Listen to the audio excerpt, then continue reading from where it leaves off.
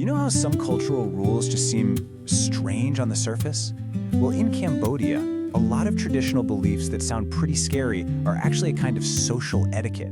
They're like these unseen rules that were created to protect the whole community.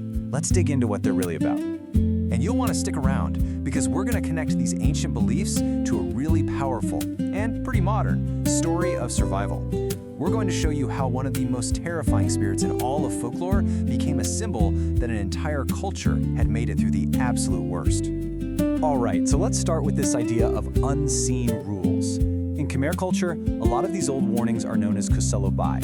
Think of it as practical wisdom that's just disguised as a superstition. It's really less about actual ghosts and way more about keeping people safe and everything in order. Okay, this is a perfect example. There is a belief that a pregnant woman shouldn't cross a river after dark, for fear of upsetting the spirits. But the real reason, the kusalobe behind it, it's just common sense. It's to prevent a dangerous accident for her in the dark. It's all about protection. Or how about this one, which is more about emotional health? The belief goes that if you cry too loudly at a funeral, the spirit of the person who passed will worry and won't be able to move on. The practical side of this is that it encourages a kind of calm during a really difficult time, helping everyone, in a way, to find peace and not get stuck in their grief. Now, this one is actually kind of brilliant in how it strengthens community bonds. The idea that dying on a Tuesday turns you into a powerful ghost that might take relatives with it sounds absolutely terrifying, right? But look at what it does. It encourages people to take extra good care of the sick, to fight for them, reinforcing that sense of duty to your family. And this idea just keeps building. It goes beyond simple rules. In traditional Khmer society, spirits aren't always something to be afraid of. A lot of the time, they're seen as the actual guardians of the social order itself. Yet, this quote really gets right to the heart of it. Ancestor spirits are seen as guides, maybe even tutors who enforce the rules for the good of everyone. They're there to make sure people behave, follow the traditions, and keep the community in harmony. They're kind of like the unseen foundation of society. But not all spirits are friendly guardians. Now we've got to turn to the most infamous, most feared creature in Cambodian folklore. A creature whose story, it turns out, holds a much deeper meaning than you'd ever expect. Let's talk about the Op. So before we unpack this, just take a second to think. What do you think is usually at the root of a legend? This specific and this scary? Do you think it's a real spirit, a story meant to warn people about something, or maybe it's tied to the environment itself? Go ahead and lock in your guess. Okay, so here's the classic definition. The Ahab is a nocturnal spirit. It appears as the floating head of a woman, completely detached from her body, with all of her internal organs, the stomach, heart, intestines, just dangling gruesomely below her neck. And the folklore is super specific. By day, the woman who is an Ahab seems totally normal. But at night, her head flies off to hunt for blood and raw meat. She has to get back to her body before the sun comes up or she'll die. And her main targets? Pregnant women and newborns, which, taps right into those deep universal fears about childbirth. But just like those other beliefs, there's a practical way to deal with it. The AOP's biggest weakness is getting its insides snagged on something. So the traditional way to protect your home was actually pretty simple.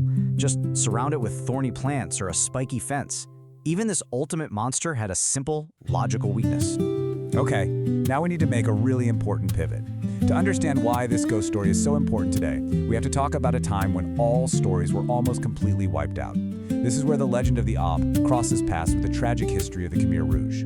This one chilling line from a 1975 assembly, it really says it all. The Khmer Rouge wasn't just a political movement, it was a direct assault on the soul of Cambodia. The goal was to completely erase history, family, and faith. So from 1975 to 1979, the regime systematically tried to dismantle the entire culture. Any loyalty to your family, to your ancestors, to religion, it was all forbidden. The only thing you were allowed to be loyal to was the state. This created this huge, silent cultural void. So how does a culture even begin to recover from that kind of silence? How do you start to tell your stories again? Well, in Cambodia, the answer, amazingly, came from a ghost story. This timeline lays it out so clearly. You have this vibrant, traditional culture, then this period of brutal suppression, and then, in 1980, right after the regime fell, something huge happened. A movie came out.